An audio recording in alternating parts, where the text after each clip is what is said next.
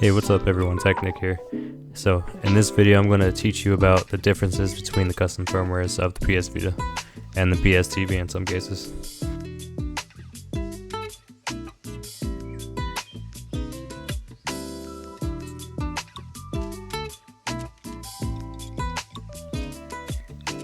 The reason why I'm calling it downgradable is what you should be doing if you're on 3.69 or the current custom firmware made during this video, which is 3.73. Temporary custom firmwares for these official firmwares were created for the sole purpose of downgrading your PS Vita to older firmware.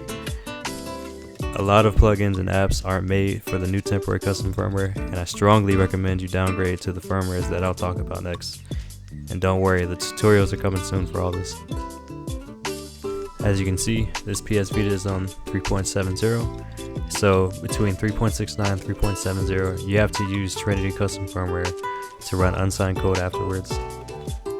As you can see, Trinity Custom Firmware is activating, and afterwards I can use Vita Shell, and Vita Shell is a way better version of Content Manager. But this was the method to do it at the time when 3.69 and 3.70 were being made hackable.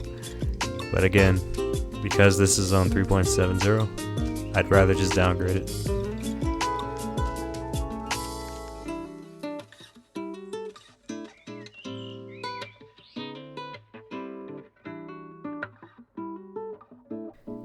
Notice that I'm only calling 3.68 temporary custom firmware. This is the only firmware that I accept as true temporary custom firmware. The reason why it's temporary is every time you boot up the PS Vita or PS TV, you have to go to the Enkaku app to run unsigned code afterwards.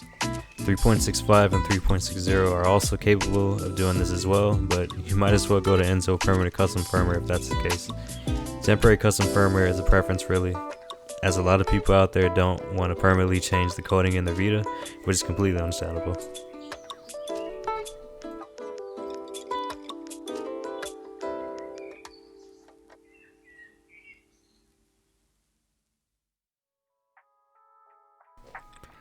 Sorry to burst everyone's bubble, but these are for sure the best custom firmwares for your PS Vita or PS TV. Once it's on Enzo, when you boot up the device, it'll show the molecule symbol instead of the PlayStation symbol, and you can immediately run unsigned code afterwards. All plugins will work as it was made for these two custom firmwares in the past, and little to no errors occur on Enzo, and if it does, usually restarting the device will fix them. Well, there you have it, everybody. That was all the types of custom firmware that you can put on a PS Vita. If you liked this video, please leave a like. If you disliked it, please leave a dislike. It's completely up to you.